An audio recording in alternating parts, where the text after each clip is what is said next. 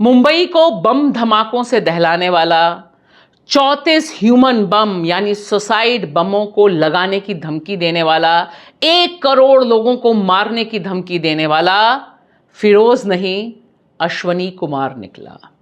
सोचिए, कल्पना कीजिए कि अगर यह शख्स फिरोज ही होता, यानी एक मुसलमान होता, तब किस तरह का कोहराम, किस तरह की सनसनी 24 घंटे हमारे मीडिया, टीवी चैनल, अखबार, व्हाट्सएप यूनिवर्सिटीज फैला रही होती।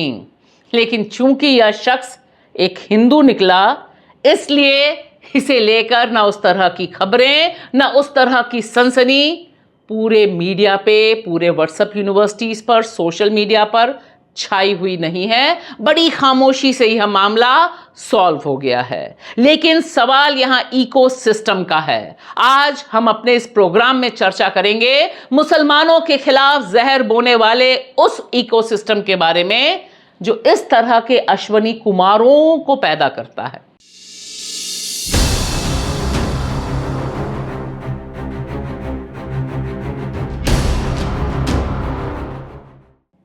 नमस्कार दोस्तों, मैं आपकी दोस्त भाषा। आप देख रहे हैं बेबाक भाषा पे 2 टूक कार्यक्रम।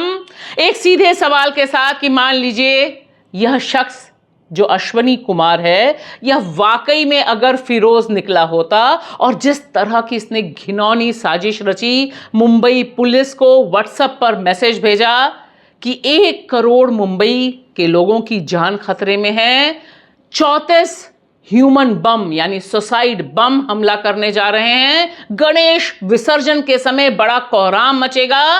अगर ऐसा काम वाकई में किसी मुसलमान ने किया होता तो आप दिल पर हाथ रख के कहिए कि किस तरह की खबरें, किस तरह की सनसनी पूरे के पूरे मीडिया में, पूरे के पूरे देश में मुसलमानों के खिलाफ नफरत उगल रही होती। लेकिन चूंकि यह सारी साजिश करने वाला एक हिंदू निकला, इसलिए बड़ी शांति है। और मीडिया के बड़े हिस्से में तो इसका नाम भी नहीं बताया जा रहा है, क्योंकि नाम बताने से उन्हें लगता है कि एक हिंदू का मामला आ जाएगा और टीआरपी नहीं मिलेगी। यह एक खतरनाक इकोसिस्टम है और संभवतः उसी इकोसिस्टम का शिकार भी यह नफरती टट्टू हुआ होगा, अश्वनी कुमार, जिसने अपने दोस्त फिरोज को फंसाने के लिए इतनी घिनौनी साजिश रची। इतने बड़े पैमाने पर Mumbai police, ATS, Uttar Pradesh police, सबको सक्रिय होना पड़ा। 5-6 घंटे में इसकी गिरफ्तारी होती है, 24 घंटे के भीतर पूरा मामला सॉल्व होता है। लेकिन आप जैसा कि जानते हैं, गिरफ्तार हुआ व्यक्ति हिंदू है। उसने फर्जी नाम ओढ़ा था एक मुसलमान का, इसलिए इस पर ना चर्चा है, ना व्हाट्सएप यूनिवर्सिटीज पर प्रचार है, और आधे लोगों को तो पता भी नहीं कि इतनी घिनौनी साजिश, इतने बड़े पैमाने पर यह सोचना कि कैसे खलबली मचाई जा सकती है, कैसे यह बताया जा सकता है कि इतने बड़े पैमाने पर पाकिस्तान के एक आतंकवादी संगठन के 14 लोग मुंबई पहुंच गए हैं। यह सब इसी अश्वनी ने फिरोज के नाम पर जो सिम खरीदा था, उस सिम के जरिए मुंबई पुलिस को यह सूचना दी थी। यह सब सूचना जो आप अभी सुन रहे हैं, और उसके बाद निश्चित तौर पर रेड अलर्ट होना था, पैनिक होना था, जांच होनी थी, और जांच सामने ले आई सच को।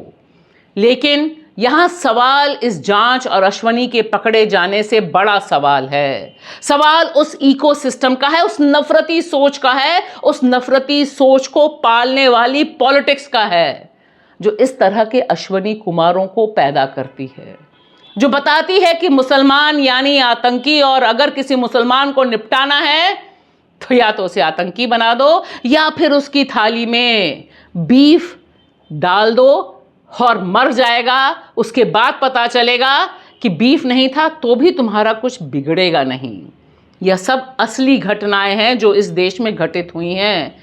लेकिन दिक्कत है कि जो नफरती बोलबाला है वो इतना तगड़ा है कि ठीक जिस समय अश्वनी यह घृणित साजिश रच रहा था, ठीक उसी समय देखिए कर्नाटक के रायचूर में यह जो घटना होती है, इसे किस तरह से नफरती रंग दिया जाता है। सोचकर भी सिहरन होती है। गणेश विसर्जन का जुलूस निकल रहा है। वीडियो में जो दिखाई दे रहा है कि किस तरह से जुलूस निकल रहा है और किस तरह से छत के ऊपर से कुछ लोग पत्थर फेंक रहे हैं और इस वीडियो को वायरल किया जाता है। इस पर खूब पॉलिटिक्स होती है, नफरती घिनौनी पॉलिटिक्स होती है। अलग अलग संगठन, कोई जाट एसोसिएशन है, कोई एसोसिएशन है, जो आपको स्क्रीन पे दिख रहा है, यह डिमांड कर रहे हैं कि ये सब मुसलमान हैं जो अब इस मुल्क में गणेश विसर्जन पर भी पत्थर फेंकने लग गए हैं। और जब फैक्ट चेक होता है, ऑल्ट न्यूज़ के मोहम्मद जुबैर, प्रतीक सिन्हा फैक्ट चेक करके यह बताते हैं, नहीं, पत्थर फेंकने वाले मुसलमान नहीं हैं, पत्थर फेंकने वाले हिंदू हैं। यह दो हिंदू गुटों के बीच का संघर्ष है जो कैमरे के एक फ्रेम में कैद होता है। लेकिन मैं 100% गारंटी के साथ कह सकती हूं कि जिस समय आपसे मैं बात कर रही हूं और आप यह वीडियो देख रहे हैं, उस समय भी देश में इस वीडियो को इसी तरह से वायरल किया जा रहा है कि मुसलमान अब गणेश विसर्जन के जुलूस पर भी पत्थर फेंकने लग गए हैं, क्योंकि फैक्ट चेक और सच लोगों तक पहुंचता नहीं है। तो हमेशा याद रखिएगा इस आदमी की शक्ल को भी, और इसी तरह से गुड़गांव के ऑर्थोपेडिक तुषार को भी, वही तुषार जिसने झूठ रचा था एयरपोर्ट पर, क्योंकि सीआईएसएफ का व्यक्ति मुसलमान था, उसने झूठ बोला, 100% झूठ, कि उस व्यक्ति ने, एक मुसलमान सीआईएसएफ के व्यक्ति ने उसकी एप्पल घड़ी चुरा ली। पकड़ा गया, सब कुछ हुआ, लेकिन मामला रफा दफा हुआ। मेरी यहां आपसे अपील है कि इस तरह का जो इकोसिस्टम है, जो हिंदुओं को इस तरह का नफरती एजेंट बना रहा है, इसे चेक करना सबसे पहले हिंदुओं का काम है। आपको क्या लगता है ज़रूर बताइएगा कमेंट बॉक्स में, और साथ ही साथ हमारे चैनल को सब्सक्राइब करना ना भूलिएगा। शुक्रिया।